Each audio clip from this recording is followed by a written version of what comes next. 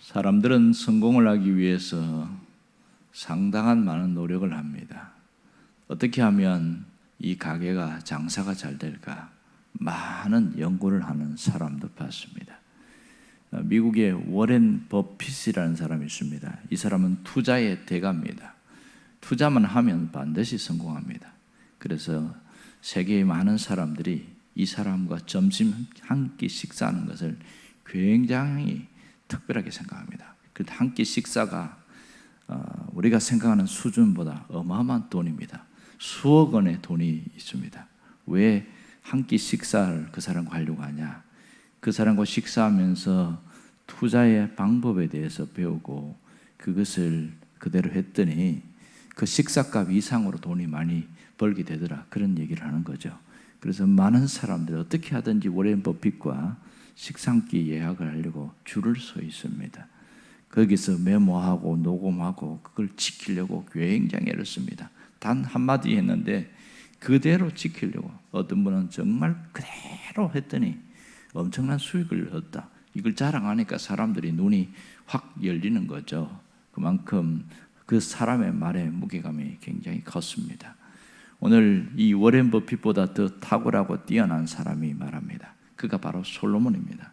오늘 솔로몬은 어떻게 하면 성공할 수 있는가에 대해서 아주 중요한 교훈을 던지고 있습니다. 여기에 솔로몬의 지혜가 나오는데 1절에 보면 내 아들아 나의 법을 잊어버리지 말라 이렇게 말합니다. 여기서 내 아들아 이렇게 말하는 거 보면 안타까운 마음에서 반드시 기억해야 된다 그런 마음으로 말합니다. 잊어버리지 말라는 것은 단순히 건망증으로 까먹는다는 그런 뜻이 아니에요.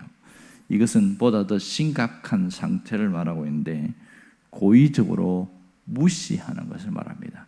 꼭 그렇게 살아야 돼? 나는 내 방식대로 살 거야. 이걸 이야기합니다. 이렇게 성공의 방법과 인생의 승리의 방법을 얘기하는데 이걸 반드시 기억해라 그런 뜻이 되겠지요. 그렇다면 이들이 고의적으로 무시하는 게 뭐냐? 바로 법과 명령임을 알 수 있습니다. 여기서 법은 율법을 말합니다. 다시 말하면 반드시 지켜야 할 규칙을 말하고 있습니다. 명령이라는 것은 그 법을 실행하라는 책임을 말하고 있습니다. 이것을 책임을 다할 때에 놀라운 일이 일어난다는 거죠. 자, 그 다음의 이야기는 그 어떤 일이 일어나는 것을 볼 수 있는데 먼저 여기서 우리가 봐야 될 것은 이 법과 명령을 말하는 분, 꼭 지켜야 되는 이유, 솔로몬이 왜 이렇게 강조를 했을까 하는 겁니다. 이것이 하나님에게서 나왔기 때문에 그렇습니다. 반대로 이야기하면 이 법과 명령을 무시한다는 것은 하나님을 무시하는 것과 같습니다. 솔로몬은 이것을 너무 잘 알았습니다. 그는 자신에게 임한 지혜, 또 부와 명성이 하나님의 명령과 법을 어기지 않았기 때문에 일어나는 것을 그는 피부적으로 깨달았습니다. 물론 열왕기상 3장에 보면 하나님이 그에게 지혜를 주고 부귀와 장수에 대한 것을 얘기를 했어요. 그렇다고 해서 가만히 있다고 해서 갑자기 지혜로워지고 갑자기 부귀와 장수 이런 것이 나타나냐? 그렇지 않습니다. 그의 아버지 다윗이 죽기 전에 유언을 남깁니다. 하나님의 법과 명령을 지켜라 이 얘기를 합니다. 그러면서 뒤에 역대상에 나옵니다만 너는 힘써 대장부가 되고 이런 얘기를 합니다. 그만큼 하나님의 법과 명령에 대해서 힘주어 강조를 했습니다. 그랬을 때 솔로몬은 꿈속에서 하나님이 받은 그 감동, 그 지혜도 있었지만 이 아버지의 유언을 따라서 법과 명령을 지키려고 굉장히 애를 썼습니다. 그랬더니 하나님이 어마어마하게 말씀하신 그대로 하나님이 부어주신 것을 그는 깨닫게 되었다는 것이죠. 여러분 신앙생활하는 사람들을 보면 노골적으로 하나님의 법을 무시하는 사람은 거의 없습니다. 그러나 하나님의 법과 명령을 소홀히 하면서 우리가 살아가는 사람들이 굉장히 많아요. 왜 그런가 하고 봤더니 첫 번째 너무 바빠서 굳이 그것을 다 기억하고 지키기 힘들더라 그런 얘기하는 거예요. 바쁘다는 거예요. 또 하나는 해보려니까 너무 힘들다는 거예요. 부담감 때문에 이건 못하겠다 이렇게 생각한다는 겁니다. 어떻게 일일이 그런 걸 다 지키고 살 수 있습니까? 우리가 내 형편이 있는데 이런 얘기하는 거죠. 세 번째는 상황이라는 거예요. 현실적 상황. 그러니까 신앙생활에서 이런 게 필요하긴 하지만 내가 먹고 살아야 되기 때문에 현실적 상황이 녹록지 않아서 이거 다 지키고 살 수 없습니다. 그렇게 얘기하는 거예요. 그리고 또 하나는 어떤 이 하나님의 말씀보다는 자신의 노력, 자신을 더 믿고 살아가는 태도 때문에 그렇다, 이런 얘기를 합니다. 그랬더니 잘 될 때도 있지만 사실 대부분 자기 노력과 자기 의지로 살아가다가 보면 꽝 하고 터질 때가 훨씬 많거든요. 무슨 현상이 생기냐? 첫 번째는 분리 현상이 생깁니다.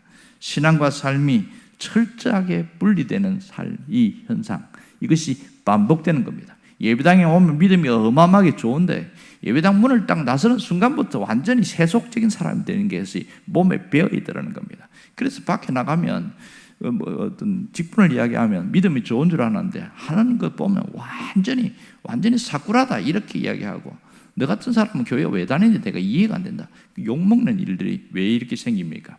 분리 현상은 하나님의 말씀, 법과 명령을 소홀히 하기 때문에 나타나는 현상이죠. 두 번째는 좌절감입니다.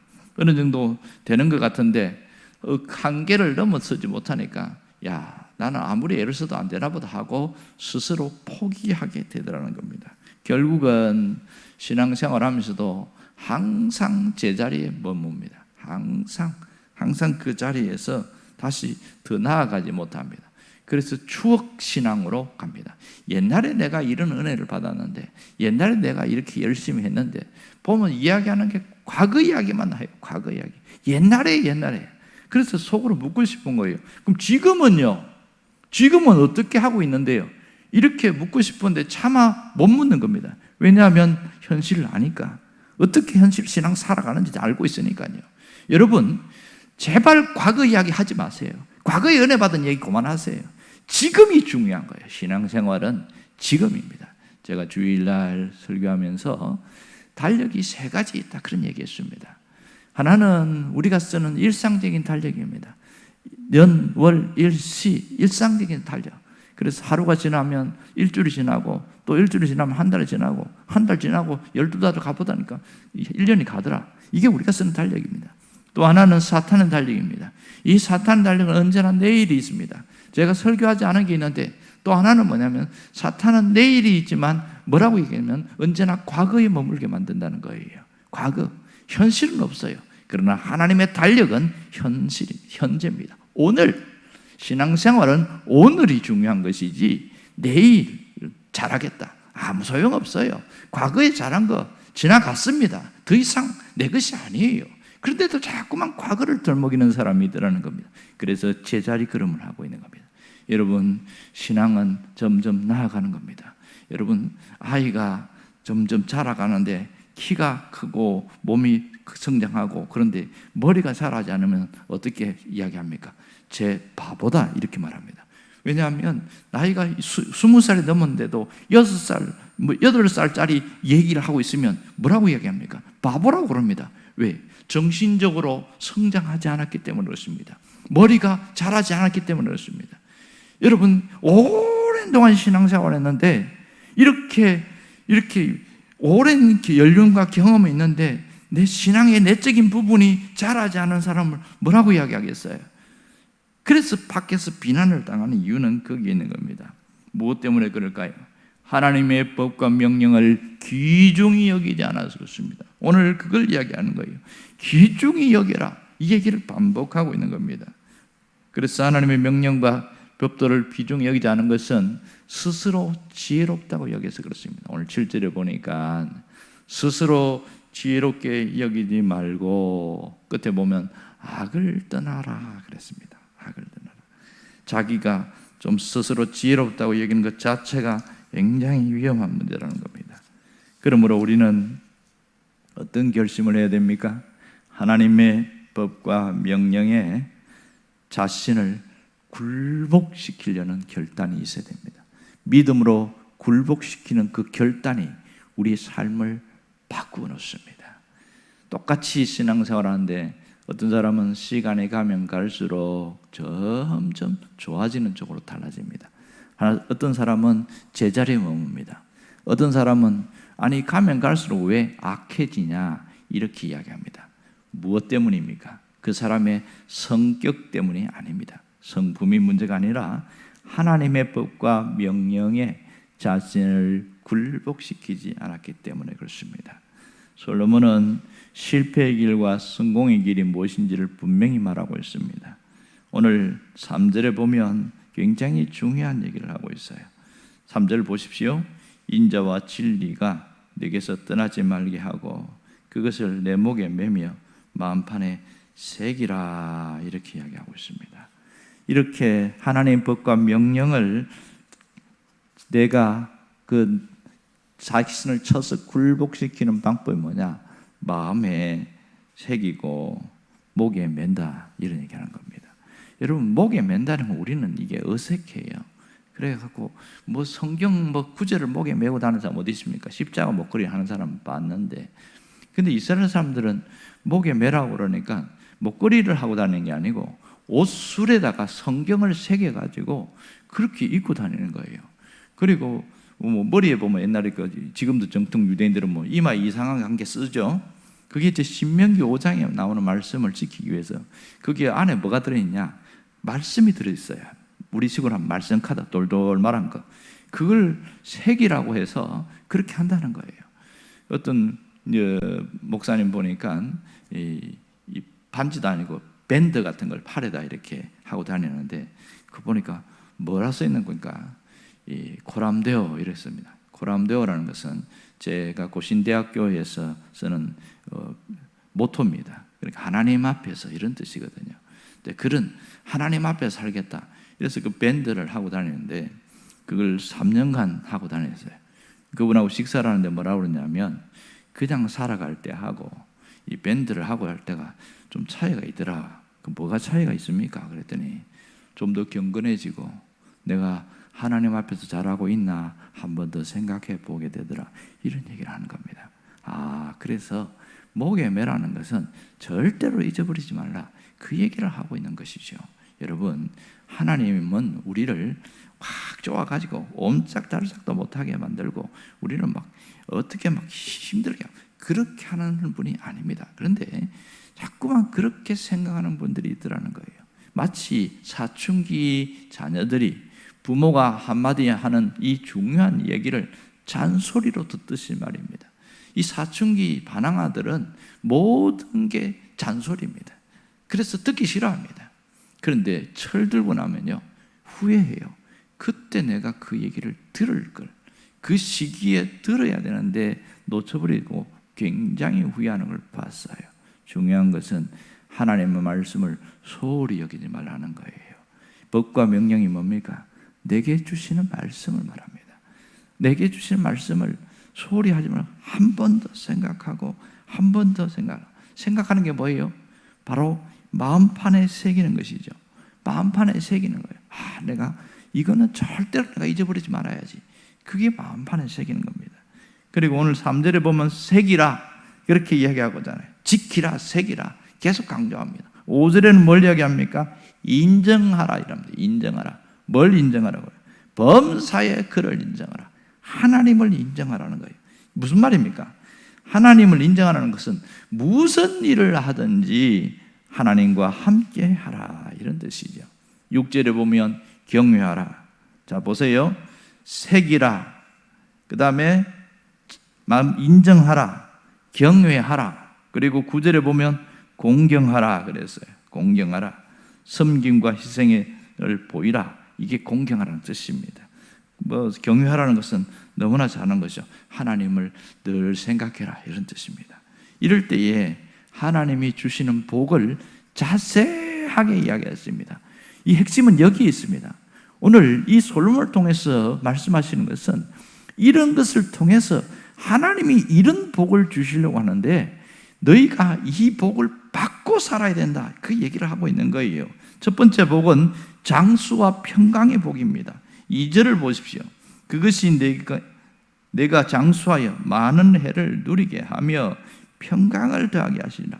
이 법과 명령을 지키게 될 때에 하나님은 장수와 평강의 복을 주신다는 거예요. 오래 산다고 잘 사는 게 아니지요. 마음이 편해야 됩니다.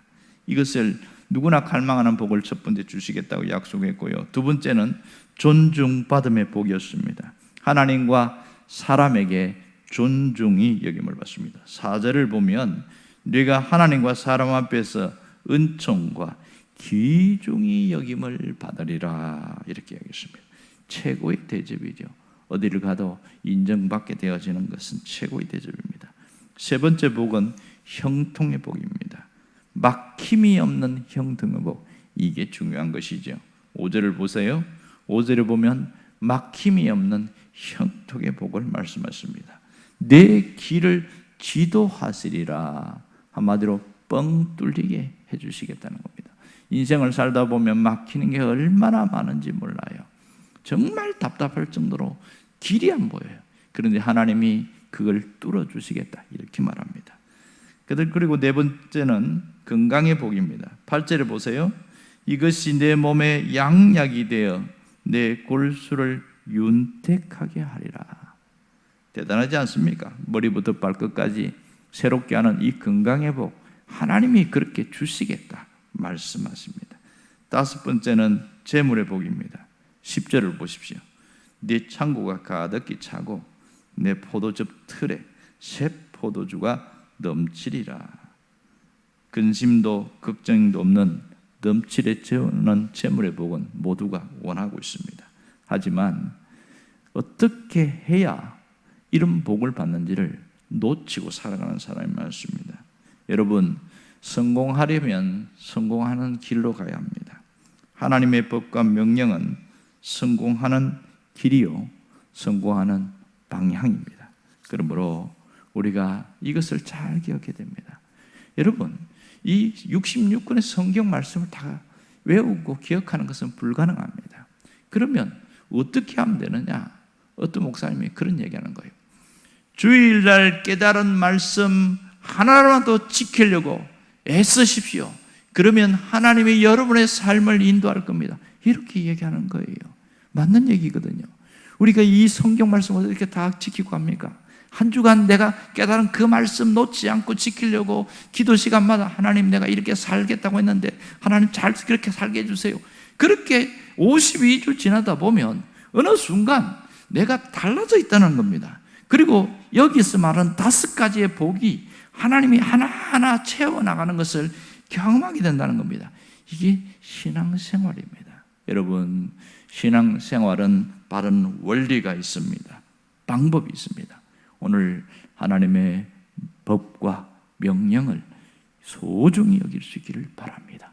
그리고 여기 말씀한 대로 5가지의 복을 여러분들이 누리는 자가 되기를 간절히 바랍니다. 기도하겠습니다.